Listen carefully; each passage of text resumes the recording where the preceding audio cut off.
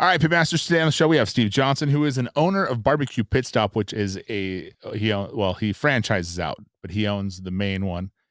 It's an institution here in Utah. It's one of the first of its kind. Most people came from Utah that cook now.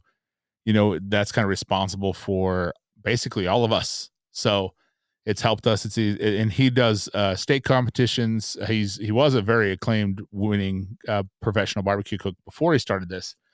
He's a businessman. He owns a couple businesses, and he now does the state competitions there in Utah. And he does the state competitions. What is it? The state? What's the name of it? Damn it, I forget. Utah State Championships. Yeah, he does that. State Championships. Yeah, that barbecue Pitstop State and Championships. That's a cool event. You guys talk about it 1,000 times. It's a whole bunch of event. It accumulates down at ThermoWorks at the end of the year. There's a points chase. It's a really cool opportunity for a lot of people. Do that. So, so I think it's going to be it's a great conversation. We get to talk to him about a lot of different things, including rubs. If you are interested in doing rubs and sauces or have one, give some great opportunities we talk to him about, what he thinks about that and how he buys them and how to market them and all that kind of fun stuff. Then we jump right into the dates and kind of talking about the competition. It's a great episode. You guys are going to love it. And Steve, locally is a big deal. So we're excited to have him and talk to him. But other than that, right. Sorry I was late on this last podcast. This last week. There's no major news. No, there's no major news except for this is just a key episode to get your dates for the Utah competitions. That's about all we really have. There's not a whole lot coming up that we know of. If once again we put it out there, if you have a competition, just send us a message and let us know, and we'll try to let people especially know in Utah, we're big on that. So just I think this whole podcast for us really was to help promote the sport and learn a lot and share with you guys what we learned, but help promote the sport as well. So, we're always down to help anyone out promoting their contest or, talk about it or whatever. And, as long as it helps grow what we're trying to do and love and all that stuff, with so many competitions dropping and, it's kind of sad to see. So we want to do our part. True that. Yeah, and then also, Rusty, I forgot to tell you on the last episode. You like My Little some Ponies? Of the big names in barbecue. Damn it! You like the Barbie? No. You think it should have some won of the Best bigger Picture. Names in barbecue? No, definitely not. I haven't even. Barbie's legit. Even thought about even watching. Barbie is legit show. So. And your Taylor Swift documentary, I actually saw I'm pretty sure you've seen it already, it right? Really good. Yeah, I know. Right. But some of these big name people want to know, they want you to quit bullshitting and really come out and cook. Yeah. They're like, he's been talking about it for 3 years. Come out and cook KCBS. So, I told them I'd let you know. So job. There it is. It was nice. Those are funner days. I remember when my job got out at a certain time and I had free time. I had weekends off. I remember those times. I remember when I wasn't responsible for 6 people's lives to pay them. And, I remember those times. I remember the times where we book out for the year and we have obligations and it just gets crazy. And, I remember those times. I remember when I didn't have a physical, mental, disastrous job that I love and it kills me, literally puts me in the hospital. I remember those times. I remember. Yeah. Sorry, what were they saying? Dicks. Yeah, it's fun. It was fun. It was fun. I am, though. I really want to. Like I said, it's something I really want to do. I know. They just want you to back up your shit talking. I'm going to get out there. In fact, I'm going to be serious. I'm going to reach out to a bunch of people and start cooking with them. And I'm actually going to target St. George if I can make it happen. So it's just an issue of getting down there, being able to stay overnight, especially because I'm going to do ribs. I'm going to do ribs. I have to do ribs. Right. You do hell no, I'm not going to be creative. No. Because you can do all that stuff you talked about at a KCBS competition. You can already do all that stuff. And nobody does it for a reason. All right. But I agree with you. I'm 100%. Steve and I are kindred spirits when it comes to just be different. Like he talks before all the contests and he's like, man, just try something different. Be creative, try it, and I like to do that too. I like to break it up a bit. It's just hard to change the mob rules mentality, mentality. Once they get something locked in, it's locked in. That's just how it is, sliced brisket. Everyone's like, oh, sliced brisket? What the hell? Like, well, first of all, you're from Utah. When was the last time 5 years ago, where the hell were you even eating brisket, jackass? Second of all. Good. Now you're a damn pro. Now you're the damn pro of brisket. Right. Now you just know everything about the Pope of damn brisket in Utah. You're over here telling me what to do. Get out of face. Oh yeah, of course. And he's doing it on a pellet grill, right? He's over there with a Traeger with a broken wheel going, I'm going to cook the best brisket ever. Yeah, right. It's not like man. I have any kind of built-up let's get into this episode. Rage. It's not like I have that. All right, guys, let's get into talking to Steve Johnson, a Utah legend, and we'll see you on the other side. Record where it matters. 3, 2, 1. All right, Pitmasters, today on the show, we have Steve Johnson. And if you're from Utah, this guy needs no introduction. But if you're not from Utah, Steve owns BBQ Pitstop in Utah. And it is the place to go for barbecue. It's been that way since the dawn of barbecue time in Utah. Former pro competitor, barbecue champion 50 million times over, decided to start a barbecue. We'll let Steve tell you about that. But Steve, thanks for coming on the show, man. Hey, thanks, Rusty. Yeah, that's a nice introduction there. Make me feel kind of weird. But it's been fun. It definitely the dawn of time. That's my favorite part. Because we both are kind of guys that have been around a bit, and barbecue is still relatively new for Utah comparatively speaking to the rest of the country. I remember when I first drove by BBQ Pitstop, it was so Steve, like, I'm from Lehigh. Steve's also sort of from Lehigh. And it was weird. Well, you went to Orem. You left us and you went to Orem. Let's be real. I did leave you, but yeah, the little known secret is Rusty and I went to elementary school and junior high True story. Together. And driving by BBQ Pitstop, I didn't know exactly what it was. It was, it was interesting, and it's funny because it eventually was the catalyst for me to be able to do what I do. I remember going into the store and buying a Marshall smoker, and then that was it. And I was just back, and I got tips from the guys that were there, and everyone was really helpful, and they were really instrumental in me becoming a barbecue competitor and all that fun stuff. So that's cool. But tell us about how it got started for you, Steve, in barbecue and competitively specifically. Okay. So it's kind of a funny story. I've always cooked a lot. I bet Rusty, you're probably similar. Just always, if you like food, you got to cook, right? And I've traveled a fair amount for business, and so as I'd go around, I'd try different foods, and I'd come back and I'd be like, okay, I got to recreate that, or I got to make my own version of that. So with that kind of base, as somebody who likes to cook a lot, I'm sitting around. Pitmasters was just becoming a thing on TV, right? And I watched a few episodes of Pitmasters, and I immediately thought, I've got to do this. And I called actually a friend and said, we're cooking competitive barbecue. And he's like, what are you talking about? Right. Just kind of like, didn't even know it was a thing. And so that's really kind of where it started. And so then we started cooking competitively, primarily in Utah at the time. And we, I guess almost immediately I recognized, the lack of a good source for anything barbecue in Utah. And so, and I kind of saw some of the momentum that Traeger was having in the barbecue space in Utah. And, so I just thought, okay. And we had a retail space available from one of our other businesses. And anyway, so we just took a chance. Didn't really know what we were doing, but we knew we loved barbecue. And part of that too is as I was getting started in barbecue, there wasn't a great mentor system in Utah, if you will. Or if there was, I didn't know the right people. And so we were having to figure out a lot of things on our own. And we really wanted, as we figured out some things in our barbecue improved, we wanted to share what we had learned with others.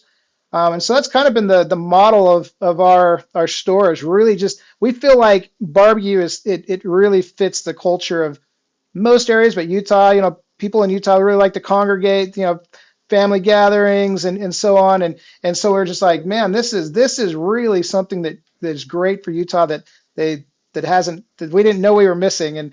And so that's really where it started. And that's, and as being a competitive person, I had to compete in it, I guess. Right. So, can you give us kind of the breakdown on the structure of the barbecue pit stops? Because as you travel throughout Utah, that we have some in northern Utah, some in central Utah, and some in southern Utah. How does how does the structure work with the store barbecue pit stop? Yeah, absolutely. I mean, yeah. So the structure is it's a franchise, and so we started Barbecue Pit Stop in Lehigh, and have since partnered with some really great people in Logan, in Layton. That's a Jordan Checketts is the franchisee there, and then we have a franchisee down in St. George. Matt and Ronnie, and then we have Dave up in Salt Lake, and so we have stores in St. George, Payson, I guess is our newest store, and then we have Lehigh, Salt Lake, Layton, and Logan, and each store it's great. Like they all have they're all very similar, but they also have their own personalities and little twists on what we do in barbecue, and it's a lot of fun. Yeah, and with how the stores are set up too is you guys give each other plenty of space, nobody's stepping on any toes, and you guys are still. I think you could probably put another 10 stores in Utah and still be able to fill the space of all the needs. And I really like that about the stores, is that Yeah, that they have their space in yeah. there. Yeah, it's good. I agree, Anthony. That's it's we try. It's we're just a big happy barbecue pit stop family, and we really try to learn from each other and utilize each other's strengths. We have so many amazing people involved with barbecue pit stop that it's been a lot of fun to watch different people grow in their roles. At the Lehigh store, we've had Clinton Kennedy there for 10 years. We just celebrated his 10th year with us in December, and it's just been good people like him. And Jordan's been involved for a long time. We have Caden and Chase at the Lehigh store. We've had a lot of Kennedy that was at Layton for a long time. We've had some really great people that made barbecue pit stop. Yeah, I'd have to say what that it is today. is great. One That's thing with awesome. just to talk about Clinton for a minute, I think I probably would have gotten to competition barbecue regardless. That would have took me a lot longer, but he was so freaking helpful and knowledgeable that he was able to really put me on the right track. I barbecued before, but it was like, Lehigh backyard, boil your ribs, grill them and finish them, and if you're lucky, you got some craft RC, what is it? The KC masterpiece, and that was barbecue for me.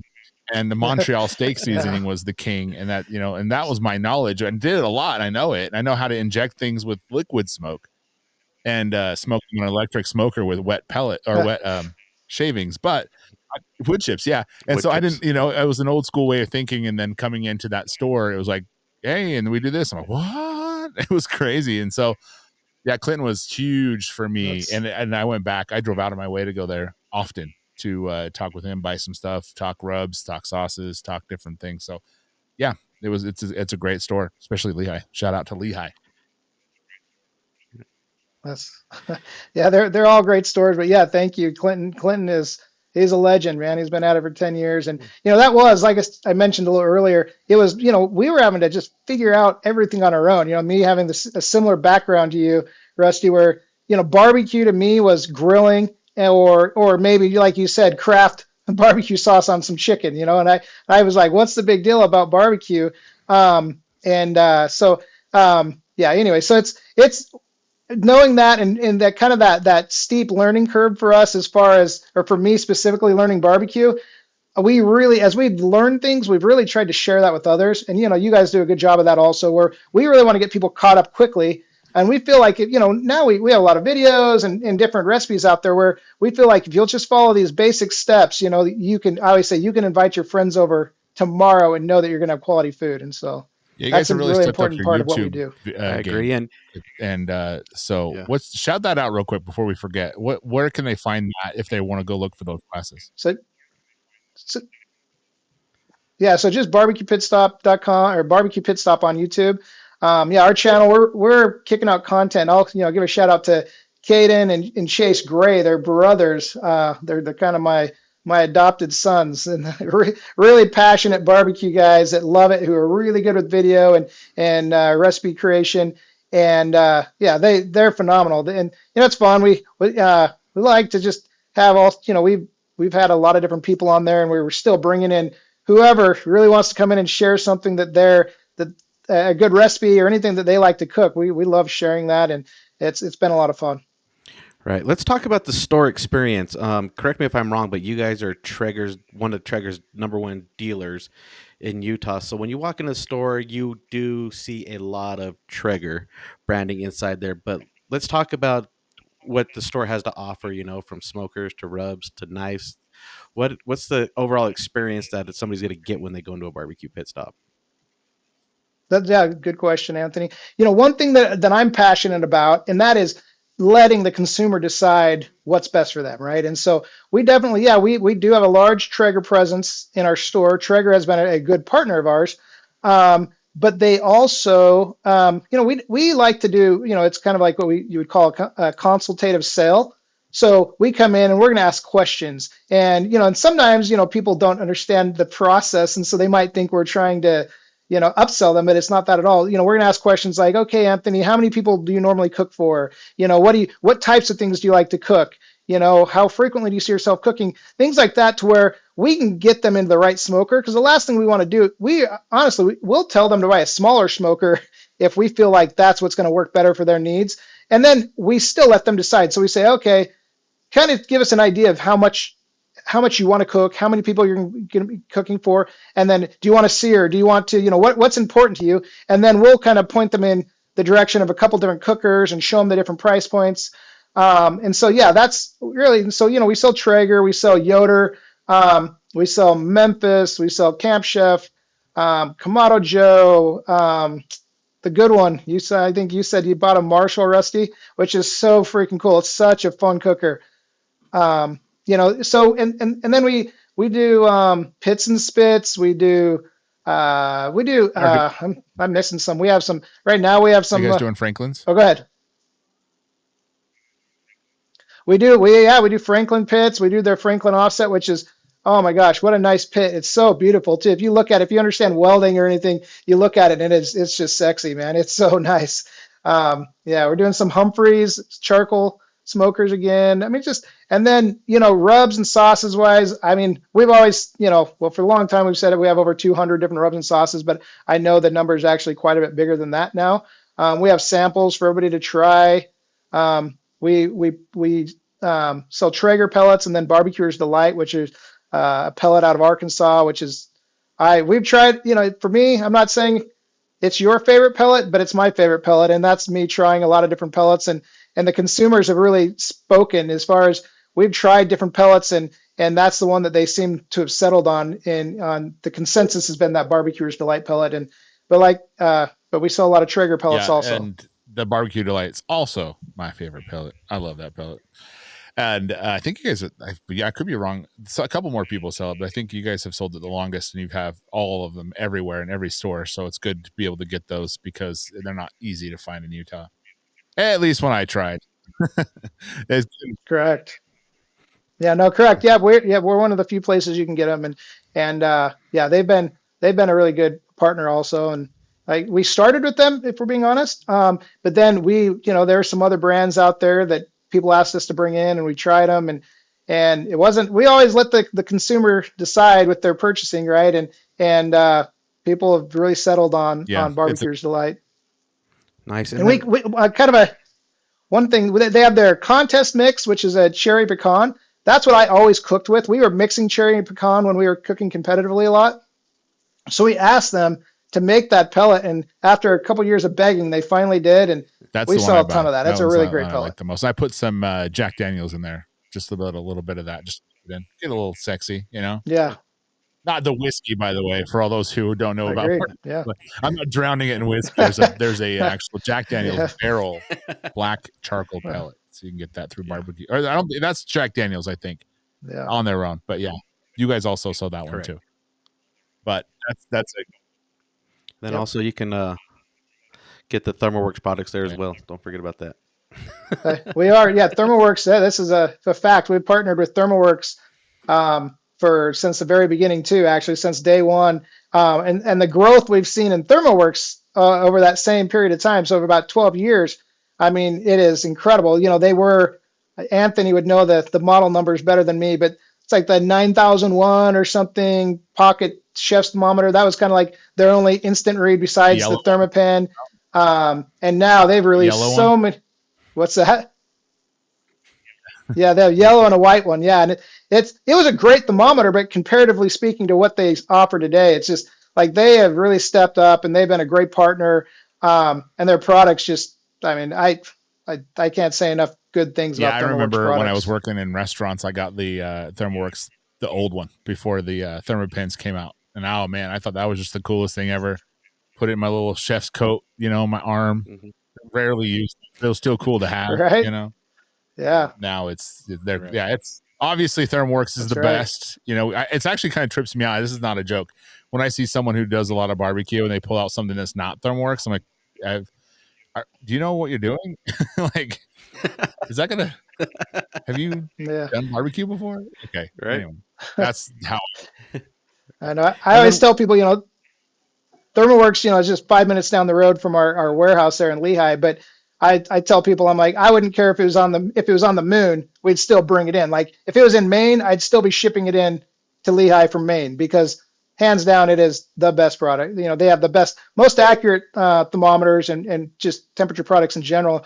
Kind of real quick story. I was buying from them prior to ThermoWorks even being a thing. So the ownership used to own another company that they had sold to Fluke, if you're familiar with Fluke, and is actually, they're kind of neighbors to where ThermoWorks is now. And anyway, so we've done a lot of business with them for a lot of years, and there is nobody better at temperature than ThermoWorks. Like I got them because I was sick and tired of breaking mine.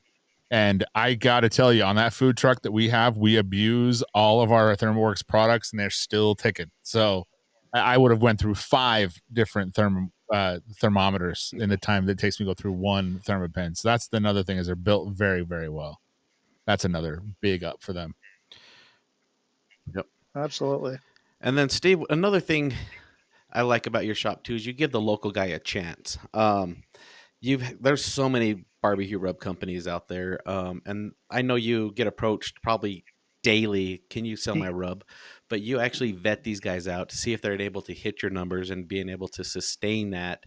And you're honest with them, from what I've heard, of like, hey, you're probably not quite ready, so let's go back and try again. And then the people that are ready, you do take them on. Am I correct with this? Yeah, that's pretty close. We want to support local cooks, because just like, we started BBQ Pitstop, but we want to, the guy that wants to start a rub and sauce company, or a rub or a sauce, we love promoting great products. Okay. And it is just a big bonus when it happens to be local. And like Hooks Barbecue, they're a good local, now you, Hey Grill Hey. I'm drawing Hey Grill Hey is huge. We sell a ton of Susie's rubs and sauces. Flavor Knuckles, another big one. We sell a lot of that, and that's Fidel and Curtis. That's a big one. And I know I'm missing a couple others, but those are like Hooks, Hey Grill Hey, Flavor Knuckles. Those are 3 good examples of really great products that are local. We do vet all our products, so whether it's a rub or a sauce, like. Thankfully, we're in a position now where we can ask the wholesaler or the product, whoever's product that they're trying to pitch to us, we can tell them we're going to vet it. Like, send us some product, we'll try it. If we think it's great, we'll sell it, and then we'll let our customers decide. And so you've probably seen some products come and go, and that's just because sometimes people normally will sell pretty well initially. And if it's great, it will continue to sell. If it's not, people don't buy it again. And so we really are always looking for new, fresh products. Do you think, obviously quality is number one, but do you think it has a lot to do, because it's such a saturated market right now? If you were to come out with a new rub, let's say Anthony and I came out with one, and we do okay in this podcast. We get a whole lot of listeners, but we're not saying we weren't celebrities. And, is it more of a name situation, or do you think people really care about the quality? It's kind of a funny question, because I definitely have an opinion on that. And my opinion is it really comes down to, I think, name and marketing. Because I see some rubs I could give you, without naming some of those rubs, but there's some rubs out there that sell really well that I think that are good. I'm not saying they're bad, But there's some rubs, and we sold a company called Oak Ridge for years. As far as quality, like they use the best raw ingredients. They put it in a foil bag so you didn't have oxidation. They did everything right, but their marketing wasn't great, unfortunately. And so they went out last year. They went out of business last year, and they were using much higher end raw ingredients, and so it was costing a lot more per bag. And now they're being asked to sell next to something that's using commodity based ingredients for the same price. And I would talk to the owner of that company. I'm like, oh, you've got to. His name's Mike Trump, and I'd say, Mike, like you need to tell people why it's in a bag. Mike, you need to tell them about why you use California garlic and why you use, this coffee and these mushrooms and so on.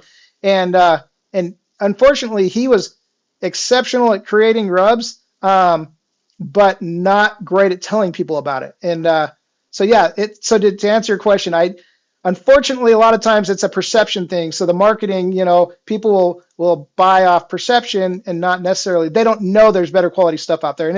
But we try to help with that. I mean, we like to let people decide on because, a common question we get is, what's the best rub? And we got 200 of them, right? And we're like, there's not one best rub, and everybody likes something a little different, but so that's a good question. It's interesting because kind of along that line, they have great quality. Of Elk Ridge is a really great example.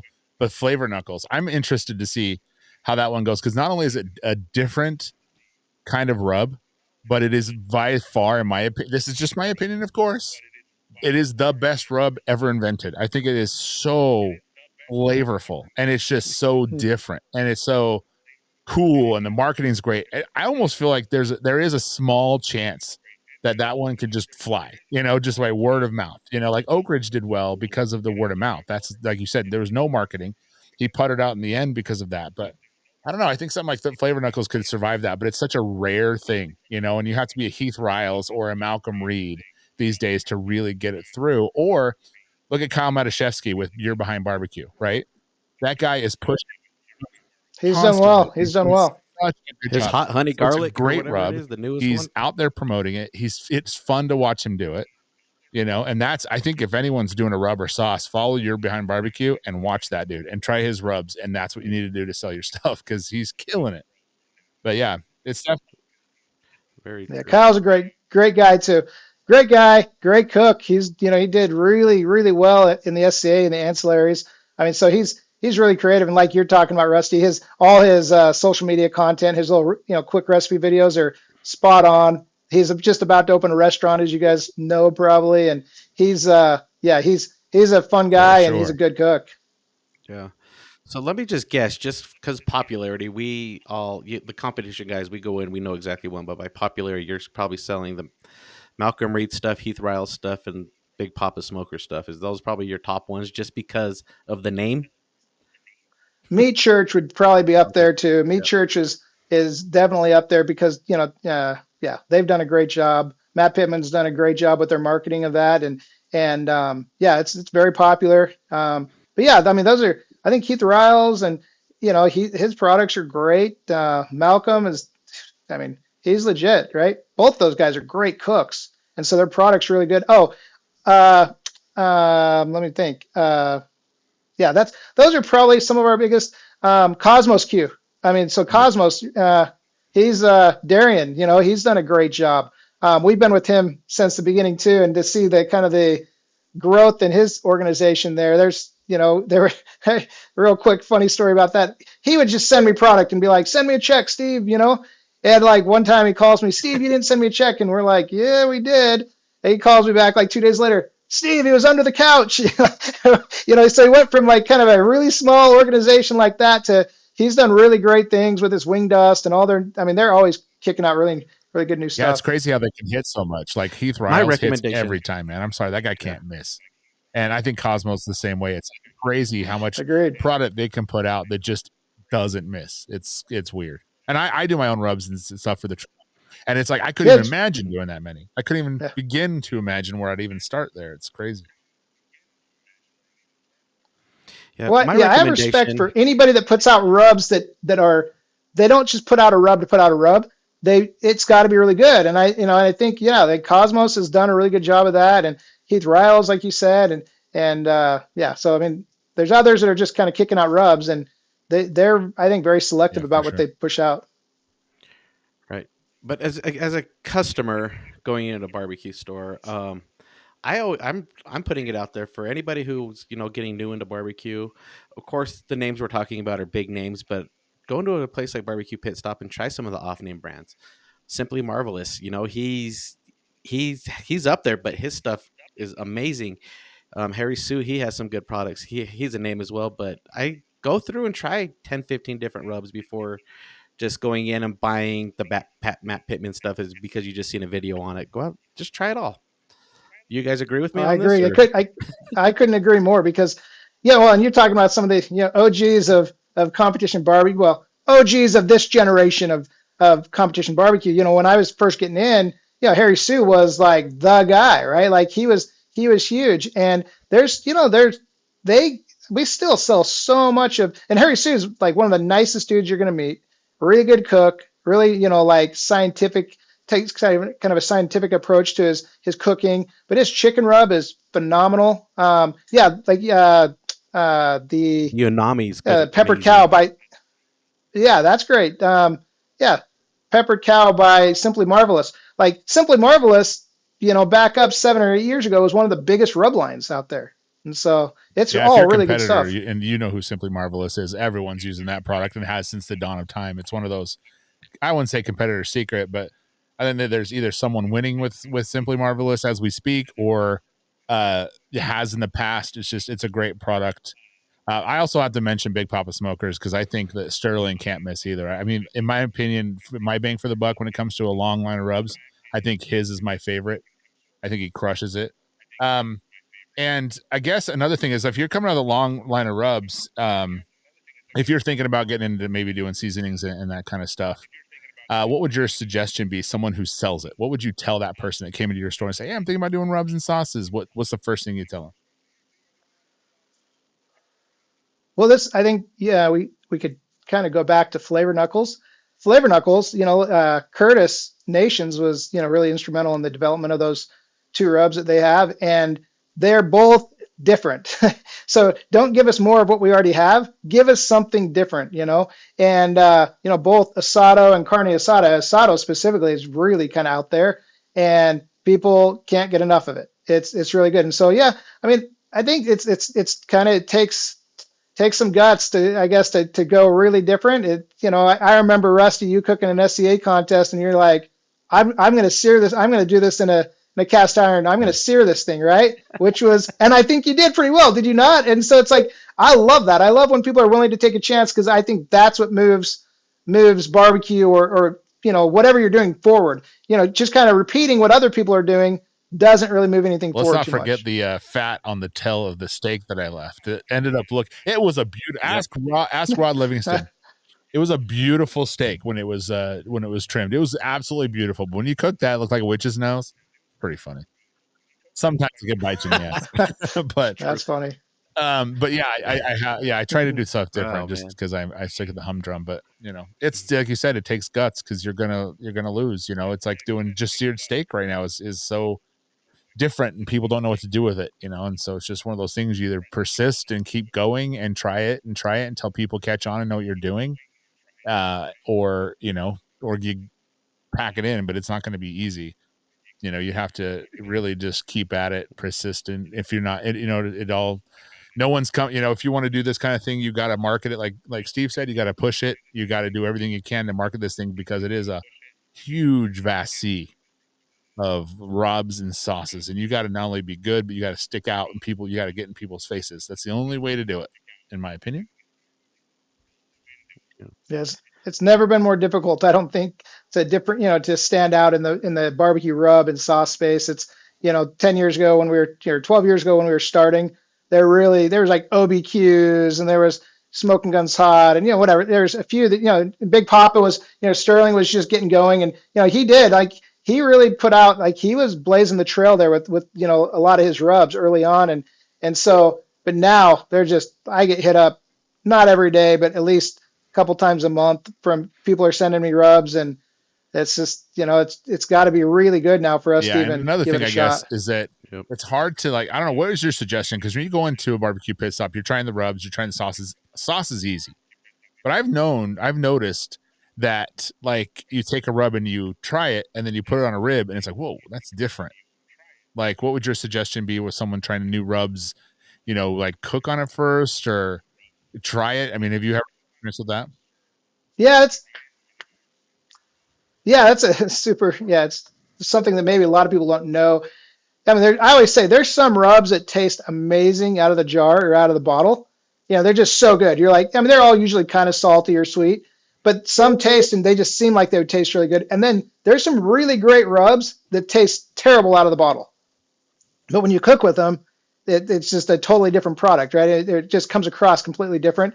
And so, I mean, I guess especially if you come into a store like ours, if we give you a suggestion on something that it may not taste great out of the bottle, but we're telling you it's good, you probably maybe, be daring enough to take our suggestion, and even learn some of these things. It's like, okay, what does mushroom do to, like a beef rub, or what do certain things do? And they may not taste great raw or, in a high concentration out of the bottle, but it just kind of, you'll learn as you try different rubs, kind of some of the raw ingredients you're looking for Speaking for of the taste that you rubs like. that taste terrible but are great is Simply Marvelous spicy apple. I cannot.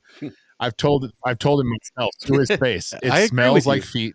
It does not taste great, but you put that on anything and it's gonna just explode the flavor. It's the weirdest rub I've ever experienced in that realm. And I guess you're right. The best advice would be ask someone, because there's someone in your store right now, Steve, that's probably had the combination of Simmer and Docks and Simply Marvelous, and they can tell you, yeah, it's not great right now, in my opinion anyway. Yeah. But once you put that on ribs, or pork, it's knock it out, That's good. Yeah. Yeah, Cimarron Docks is also, one of the originals. I always say kind of Cimarron Docks and Smoking Guns are kind of the basis of probably 75% of at least a large number of rubs that are out there, because they are both really good bases, and a lot of people have mixed different things with them, and they've been around for a long time. Go back old school and just try the old flavors from back in the day, see how they do. You also have a line of rubs, Steve. Do you want to shout those out real quick? Sure, yeah. So we have I don't even know what our star line of rubs, I guess, but it all started with a rub called Pork Star, which was what we were competing with, and we won a lot with that rub. And so that's a really, all our rubs are MSG free and gluten free, which is pretty common actually. But the MSG is not. Gluten free is common within the rub space, but the MSG free, we've done a mushroom powder in that, and we really like the flavor we're getting with that. But so we have Pork Star, that's one of our top selling rubs, and then we have Chicken Star, which is a very savory, just a savory rub, and then we have All Star, which is it's Pork Star sold really, really well for us. Chicken Star sells really well for us. All Star has been a little slow catching on, but it has really been picking up steam. I love it. Like, I think, like, it's called All Star kind of because it's just an all purpose. But it is, I'm biased, but I think it's phenomenal. Like, if I had to choose one of our rubs to just use for everything, I wouldn't even be close. I would just start, if I had to give up everything else, I'd probably just live on All Star, because I can do briskets, steaks, chicken, kind of about anything with that, and it's even fish. It's really good. And so, yeah, those are our three rubs. We're working on a couple others right now, but yeah. So but once again, like I said earlier, I won't release something unless I think it's something I want to use. Mushroom powder, and I think instead of MSG, and they are both umami flavors, so that's like kind of, you're doing it less. You're not putting MSG, but you're still adding that good umami flavor that you want out of it. So that's exactly. Yep. It's flavor enhancer, right? Yeah. It gives it some pop, and for sure. Another thing we've done with like our pork rub is it's got a lot of the color. We're very particular about the color because we were competing with it, right? So it's got, I think Pork Star has a really exceptional color for ribs and pork butts, and so Yeah, that's something that I know a lot of people, we hear about a lot of teams winning with that throughout the country, to be honest. And it's kind of under the radar rub because we've never marketed it. We sell it all over the country, like it's in stores all over the country, but we've never, that's been just organically done. And so like, meaning people find out about it, they start asking their stores to bring it in, and that's kind of how that's happened. But there's quite a few teams that are actually out there using it, and some of them, they're like, please don't ever, grow this, because they feel like it gives them an advantage using that rub right now because it's not widely from used. Other states, and mostly in New Zealand and Australia and things. So if someone was looking, say, I want to try that, where would they look for it? They'd have to, if they can Google, we have it in a couple different places, but if they just Google Pork Star Rub or BBQPitstop.com. Cool. And so, yeah. So let's get to the main attraction here, everyone. Anthony, would you like to talk about steaks? Yeah. Not messed up which steaks either. We're talking about fat is beautiful. Steaks. Okay. And it was I wouldn't take it to another dance, but it was tasty. It was a real good steak. Well, Steve is one of the biggest promoters of the state competition SEA events here in Utah. He actually is the host of the Utah BBQ Steak Championships. He put together, was it 24 total steaks last year? Is that correct? Or 20? 20 steak competitions. Something around 20. Yeah, there was about 20 steaks when you count all your quads and your doubles and everything like that. It was something close to that. So. Let's talk about how you decided to get into promoting barbecue competitions and mostly the state competitions and being able to drive state cook-offs in the West Coast. Okay. So kind of how that all started is, I'd been a KCBS cook, and kind of was just you see it. I mean, Rusty, you've kind of been there where you get in, you put all your energy into it, and you just, at some point you're just like, life gets busy, or you just kind of run out of enthusiasm. And I was kind of there. I'd kind of accomplished, I'd cooked the Royal and done well. We took like 5th place at the Royal, and we'd qualified for the Jack. I think you guys got a trophy at the Jack, right, Rusty? Maybe the only one from, I think that's maybe the only one that's ever been won by a Utah team, as far as I know. Yeah. So that's cool. That's awesome. It's my biggest, and it wasn't even a win. Yeah. So. I know. Well, we took 5th at the Royal, and that's our claim to fame as far as like by far the biggest thing we ever did. And we never could get a trophy. We never could get a call at the Jack. We cooked Memphis in May. We did kind of all the things, and I was just kind of like, okay, like I was just life was getting busy with the family and everything like that. And so then I'm of the belief that if you liked participating and cooking, then if somebody else provided that opportunity for you, and you have the opportunity to do it for somebody else now, it's just kind of giving back, and so that's kind of where it was. And we had Fidel Astorga, a buddy of mine that I cooked KCBS with. He was like, Steve, you got to do SEA. Steve, you got to do SEA, and it was just kind of driving me nuts with it. So I think the first year we did, I don't know, 2 or 3 events or something like that. This is our 5th year of doing SEA events, and so it's just kind of grown. We did the first year, and then the second year, I think we did 4 or 5 events, and now we've been doing on average about 7 or 8 events. And then I just thought it'd be, to keep it interesting, I wanted to do a series, right? And so I wanted people to be competing for something at the end of the year. And so that's kind of how it all started. It's we've seen you and Anthony or both of you have been around the SEA from nearly the beginning, and so you guys have seen a lot of evolution in the SEA also. But it's been kind of fun to be a part of it, and it's definitely a different event than a KCBS event, but it's been a lot of fun. I remember it was like 10 of us that first contest, something like that. Now it's like 40, 50 people, and more coming, or a lot of people are coming out these days, which is. We all had DKs. We were all using Malcolm Reed's thing, and that's what we were doing. That was it. or Cosmos is one of the other. Doing one of the two recipe videos. Those were good too. Yep. Cool. And then Steve, I have to touch on it. We've talked about it before, but Steve has developed something a little bit different. Speaking of competitors, he has created a dynamic payout, which it's based on number base. So if it's a low turnout, the payout's going to be a bit lower. But the greater side of this is it's not going to be just $1,000 payout. If we get 50 plus, we're starting to talk into $1,500, $1,700 payouts. Larger it goes. So as Steve continues to grow this, you're going to start seeing a lot more higher payouts here on the West Coast. So that's what our job to do, Rusty, is help Steve grow this competition to a whole nother level. Listen, to where I'm trying to cook all of them out west. So I'm trying to get the whole. We want to, yeah. So I'm down. We want more cooks, and the truth is, we there's two things that are the reason, the kind of the whys behind the dynamic payout is we don't want to cancel events, right? And so we just to me there's nothing worse than canceling an event. And then the other thing is I don't want, like, we've never been in this for the money, like for BBQ Pitstop or for Steve Johnson. We want the money going back to the competitors, but we need it to be sustainable. So we need to, we don't hit, they need to cover their cost.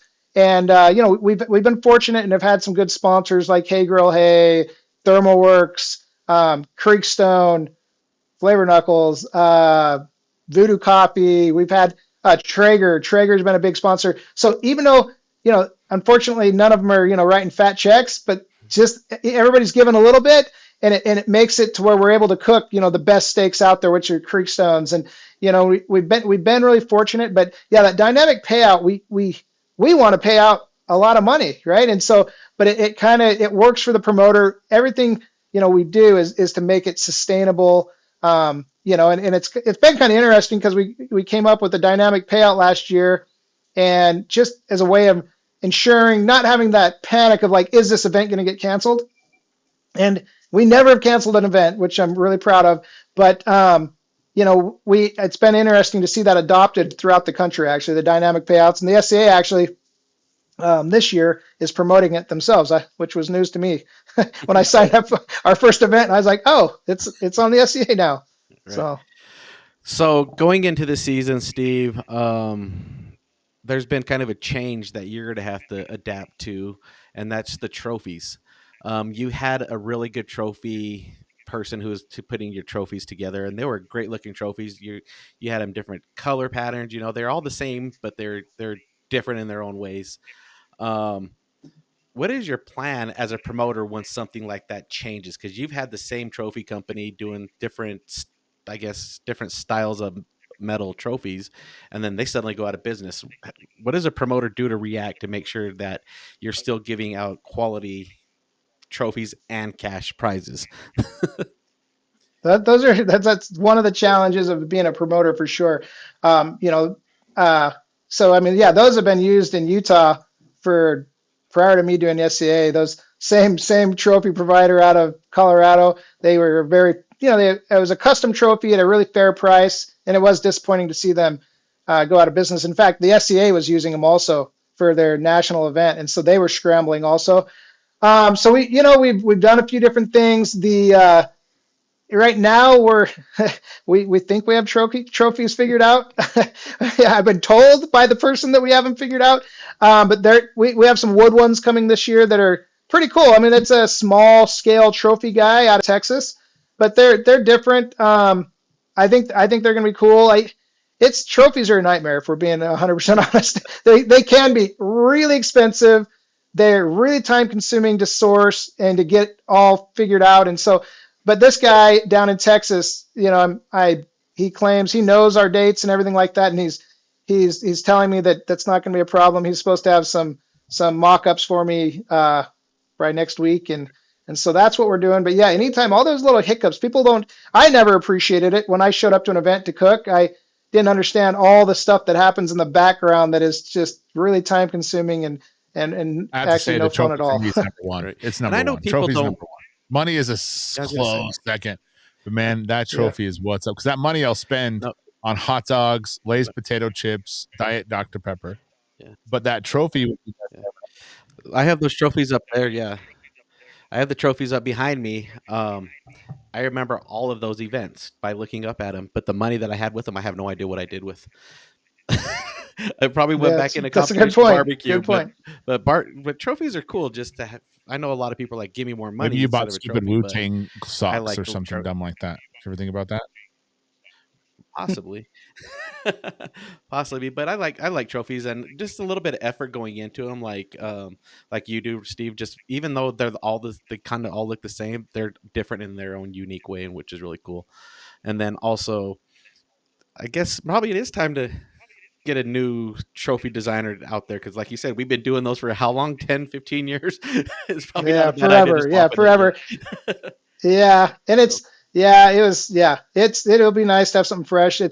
I mean, there's just not so trophies. The problem is if for us, we want to pay out and then we want to do trophies, and so it's this balance of of getting a nice trophy that doesn't burn up the whole prize, the whole prize pot, and mhm. so and I feel like we found a good one. At least we'll see. I mean, they look good. Brett from the SCA, he's the one that referred me to him.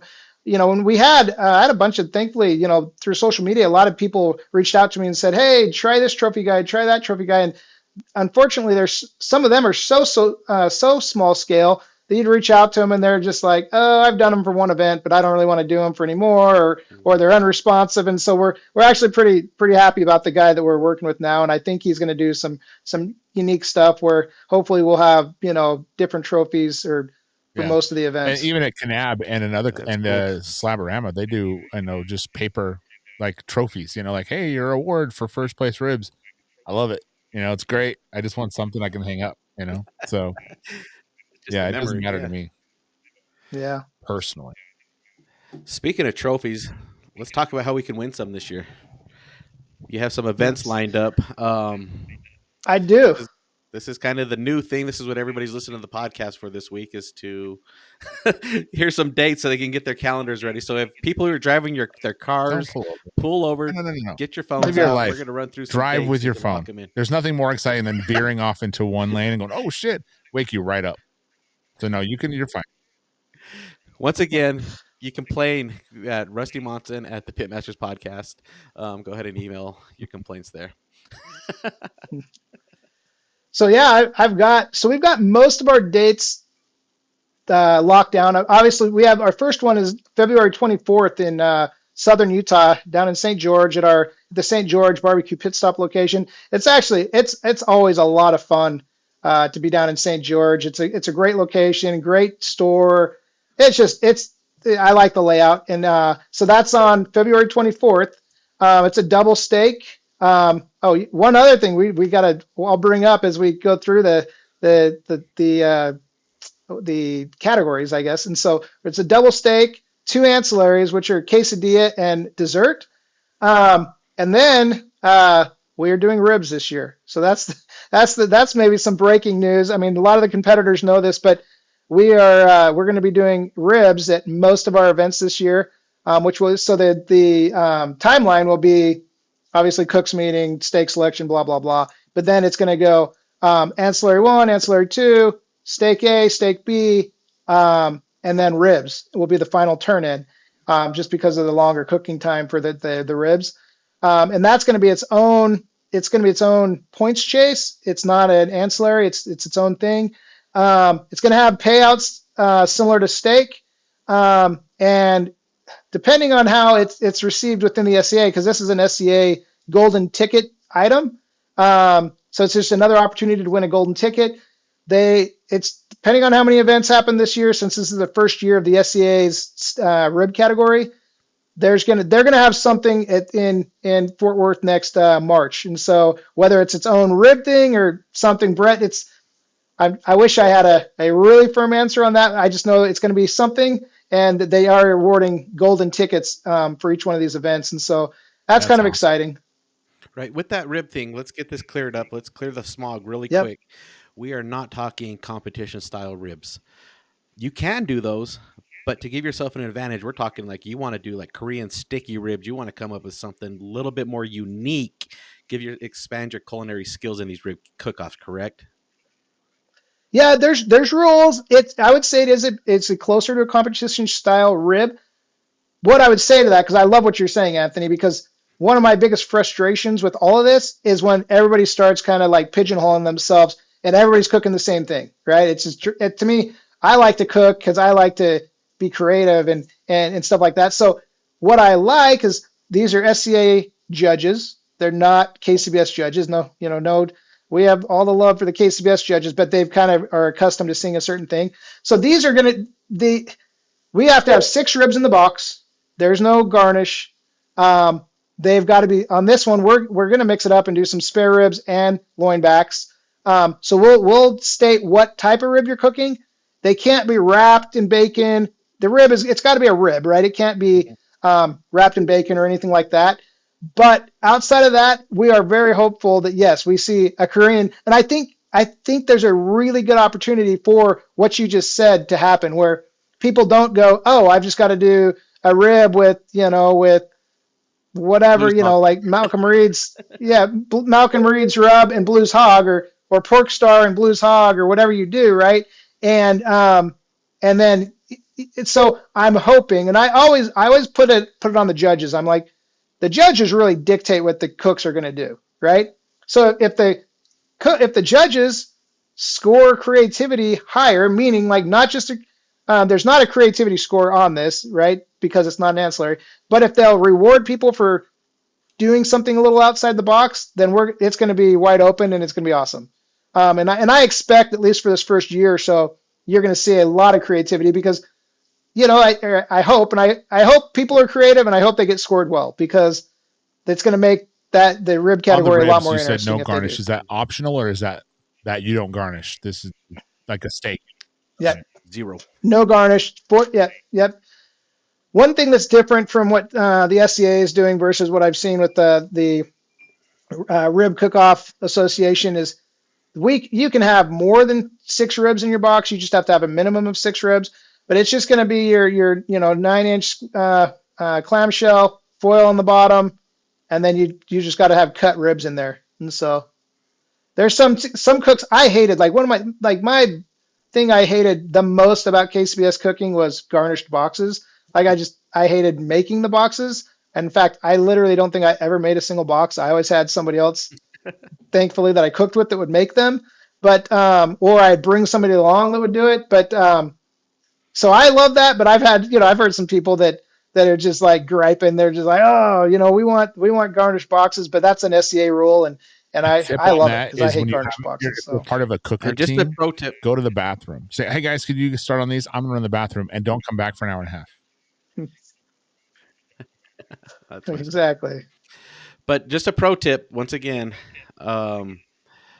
don't stack your ribs like you would for a KCBS, because you got to remember your ribs are going to be judged by appearance on the mat. So give yourself a competitive edge on not stacking them in the box. Try to get 6 across, so when they come out of the box and they are on your mat, you can get judged. Just a tip. I hadn't thought of that, Anthony, if we're being honest. So that's a great tip, actually. I like the way you think, because immediately, because normally you would have your bottom, I'm just thinking here, you're visualizing, you have your bottom set of 3 or 4 ribs, and then your top 3 or 4 on about halfway up the rack on there, and it is going to disrupt your sauce, right? Your glaze. And so that's a great tip. Because all I've ever done is KCBS style ribs. Right. I've never thought about the fact that they're going to pull it out, set it on a mat, and then judge the appearance there. So that's a big tip. All right, let's get back into some more dates. Okay, so the rib testing can be a whole episode. So we're just going to try to move on. For sure. Okay, so the next one, we're going back to Warrior Rising Ranch, which is, let me just plug them for real quick. But so Warrior Rising Ranch is a incredible nonprofit in Morgan, Utah, who provides no-cost therapy to veterans and law enforcement. And not just for the soldier or the officer, but for their whole family. They bring families in all summer for a week at a time at no cost. And these people have put a lot on the line for you and I. And so it's Warrior Rising Ranch. They're incredible. Anyway, so we're going to be back up at the ranch on April 27th. Another double steak, Ancillaries are going to be anything shrimp. I think that's because I've been traveling around the coast a lot lately, and I've been eating a lot of shrimp. And so I was like, when I was coming up with the ancillaries, I'm like, I like shrimp. We're gonna do anything shrimp. Anyway, so anything shrimp, and we're gonna do grilled cheese, and we'll have ribs there also. Um, I'm just gonna run through our calendar if you guys are okay with that. Yep. We have this is I can give you partial details on the next event. May 18th, Salt Lake City area. And then the tentative ancillaries there are wings and cobbler. So kind of something different there. Then we're moving down to the severe sear, which is the quad. Chad help me out with his last name. This is my favorite, and this isn't just because I'm Chad's friend.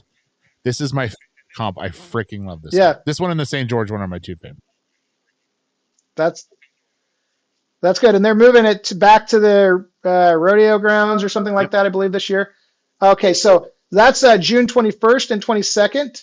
Yeah, it's a quad. It's and their ancillaries are breakfast and pizza, and they are also doing ribs one of those days. And then moving on to July 19th, we'll be back up in Logan as part of the Cash Smokeout. So it's a Friday night event, so be aware of that. This is a Friday night. It's a double, 2 ancillaries, no ribs. And so double steak, and then their ancillaries are meatloaf and anything potato. All the ancillary cooks are, just frantically taking notes right now because I get hit up by them.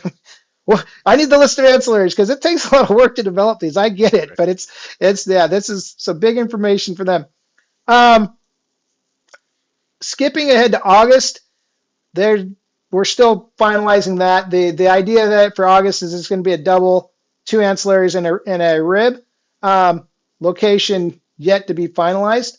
But the ancillaries there will be sliders and mac and cheese.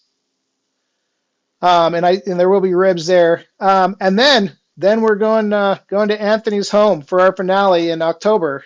So October 5th, we're going to be at ThermalWorks, which we're grateful. Yeah, they're always so accommodating, and they've been a great partner, great sponsor, and then they've been a great host. And so we always love being at ThermalWorks. Double steak, we'll have. I think we're losing. Oh, we just lost him. His phone probably screen timed out. Give it just a moment, folks. He'll be right back. You have his phone number, Rusty? Okay. We lost you, Steve. So go back on that one. We lost you, Steve. So go back to the August one. Yep. Yeah. We lost. Yeah. So ThermalWorks. Go back to ThermalWorks.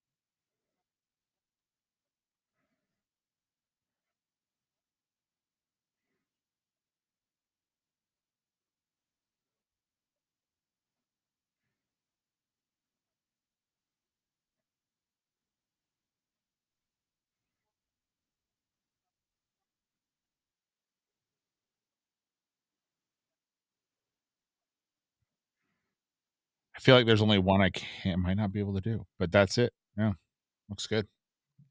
I'm gonna try. I'm gonna try and 0 in March just because of Worlds, right?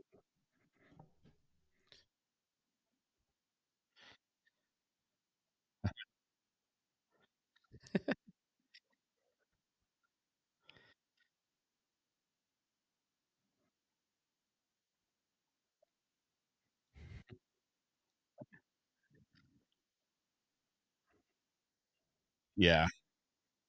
Well, I'm hoping I can expand my budget to $10,000 this year after March, so we'll see. That'll work. Maybe we should have That's the one plan here where some of anyways. us will organize that didn't get a ticket and call it something cool. You know, it's on the day of, and we're just here. You know, like Sucky Steak Cook-Off. Actually, to touch on that, for anybody who didn't get a ticket and then wants to cook in March, there's a great competition in Spokane, Washington that they're holding the same weekend as Worlds. So Spokane. There you go. Well, cool. Well, we appreciate that you coming on and letting us know and giving us exclusive rights to release those before they're officially released. So it's cool to know that, and then people can make arrangements soon because it is January. So that gives you a lot of time. So there's no reason now you guys can't just book that time and take work off and do whatever you need to do to get that done. Is that all? We're all good then on the announcements and stuff like that? Yeah.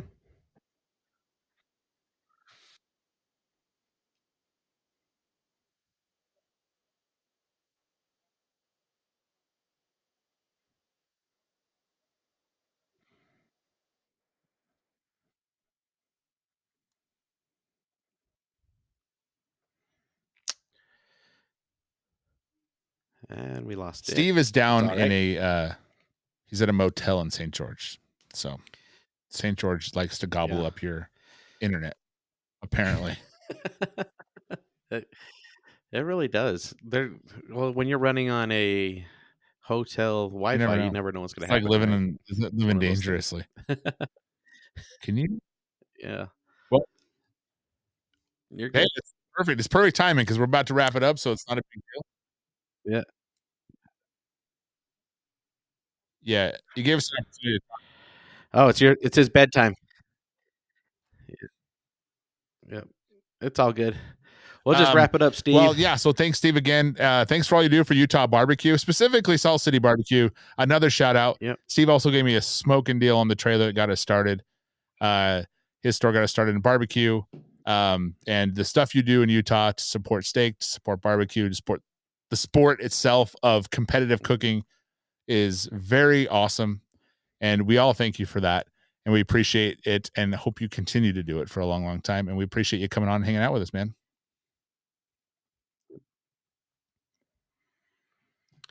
All right. All right. Cool. Well, I don't know what else to say. We'll call it. We lost him, so it's okay. All right, guys. Thanks for listening. We'll talk to you soon. Bye, Steve.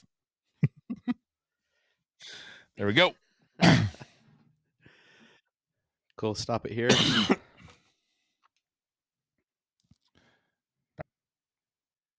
3, 2, 1. All right, guys. That was Steve Johnson from the BBQ Pitstop, and AKA, I guess, I don't know what even is competition. It was. I can't remember what it was. Steve Johnson.